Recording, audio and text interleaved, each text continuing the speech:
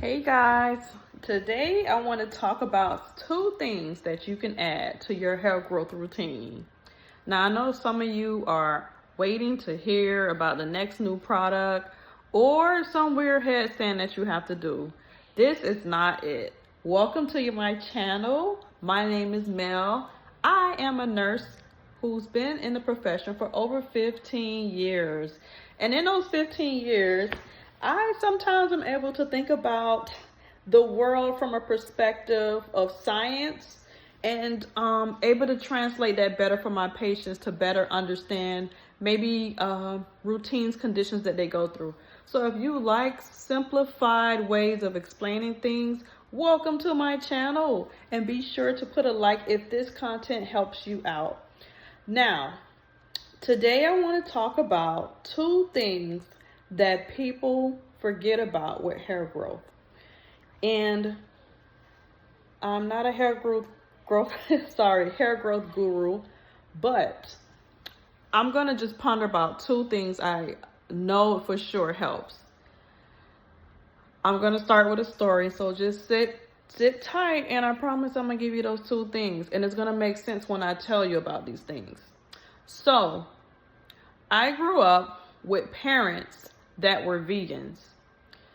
They weren't vegan so much in my time, but they pretty much educated themselves very well before they had the rest of us. There's actually 8 of us. So it was my 2 older sisters that benefited from their vegan lifestyle. My mom was so good at it that even from juicing carrots, my sister would tell me stories how she'll take the pulp and make meatloaf from it. I don't know. She did. It carried on to the next set of us. We jokingly call ourselves the second shift. There's 8 of us, so the 2 older sisters, there was a gap maybe of 4 years when my brother and my sister and myself came along, and then there was the other 3. We jokingly call them the third shift, right? And when it came down to us, we were able to eat meats, we were able to eat carbs and things like that. But they still had that lifestyle of eating vegetables in our routine, in our lifestyle. So one thing they always kept consistent is that they used to juice. And the main base of the juice was always carrots. So we would have carrot juice, and they'll take fresh apples. They'll have carrot juice, they'll mix fresh apples, maybe celery, things like that, every day after school. So it wasn't just some of these TV shows like they'll have cookies and milk after school. We had carrot juice. My mom even got creative one day, and she tried to make carrot icicle pops, and we was like, no, we'd just rather the juice. It just was not the same. But bless my mom's heart, she was trying to be creative, right? So I noticed we will always, as little girls, 4 and 5 years, we would get compliments on our hair. Now, sometimes we'll get stopped in a mall, we'll get stopped wherever we go, at church. People will randomly stop us and be like, hey, what do you put in your daughter's hair? And my mom, she was kind of confused about the question. She would just say Blue Magic, which is it's basically a grease. A lot of some people know what it is, but basically it's a grease. Simple grease, nothing special about it. That thing was about $1, $2 back in the day. Even now, I think it's really cheap. Blue Magic and water.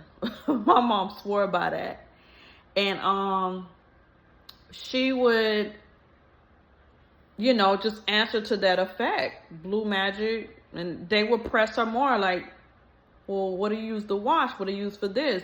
We had mane and tail. That stuff back in the day, I don't know how it smells now, but it had like such a bad smell.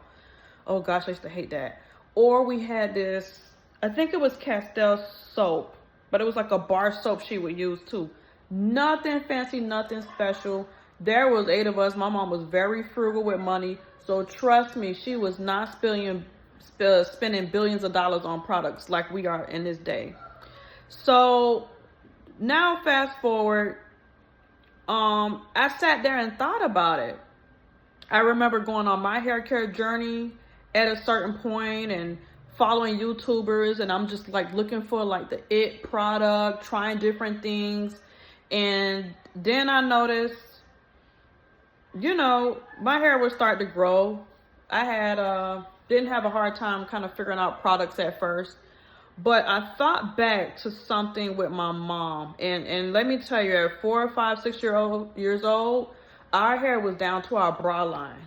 Like our ponytails would be here, and then it'll come all the way down to here, like just without flat ironing it, relaxing it, anything like that. Very, very long, right? That's where I am now. And trust me, I'm the last person to give information of routines. I'm not consistent. Trust me. Sometimes it'll just be everywhere. Okay? I don't have a special routine.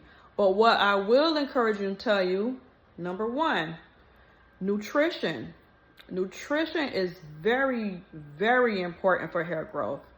A lot of people just throw this out the window and they're looking to put things on their hair. Just like the people that approached my mom, they wanted that quick fix sort of way. And I won't say a quick fix, but it is kind of challenging sometimes to eat healthy and what you want, because the bad food tastes good. And we don't want to hear that. Those things kind of stop those nutrients. I could go on and on about sugar, how it depletes you from certain nutrients and vitamins. Even if you take them in, it just zoops them out.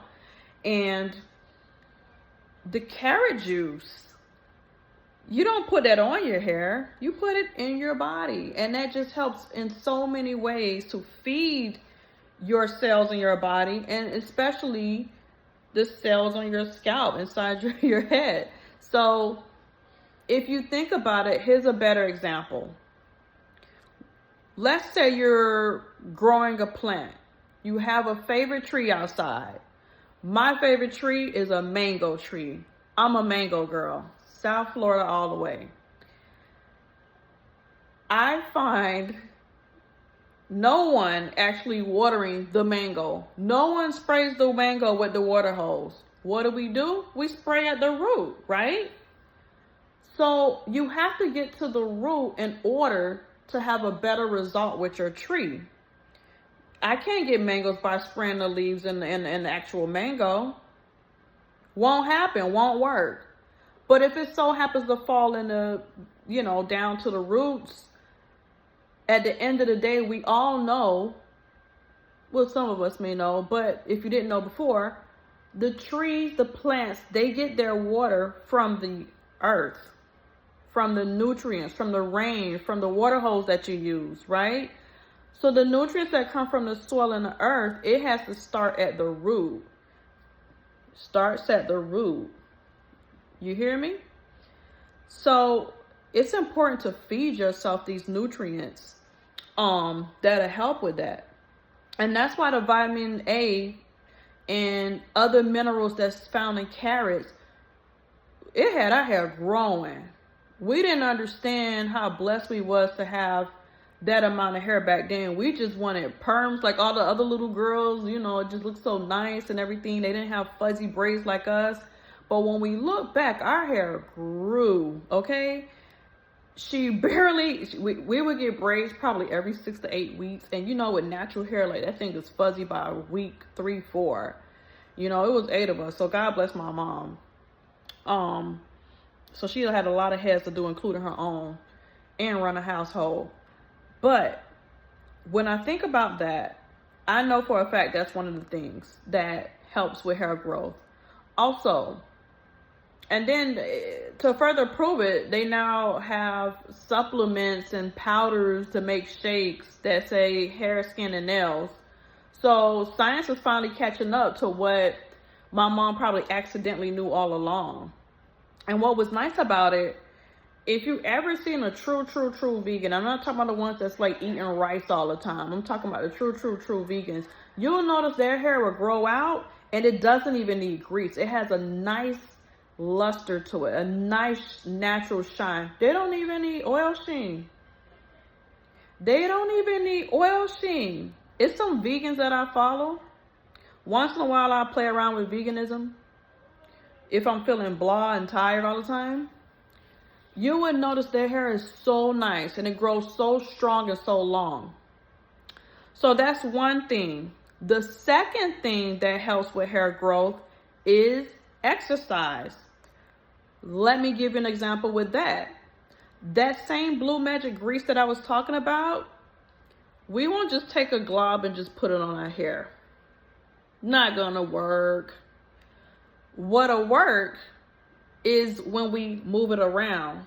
Rub it on our hands and we move it around, brush it in. Do you know what mimics that? You guessed it, I gave you the answer earlier. Good job for listening. Exercise. So we could take in those nutrients, we could take in those vitamins. Of course, our blood flows everywhere throughout our body, over our scalp to give the nutrients to the roots. But that exercise helps widen up our arteries to spread it around and give out a little bit more love everywhere, especially our hair scalp. So just something to think about. So that's two things. Let me recap. Nutrients. Secondly, exercise to move those nutrients around.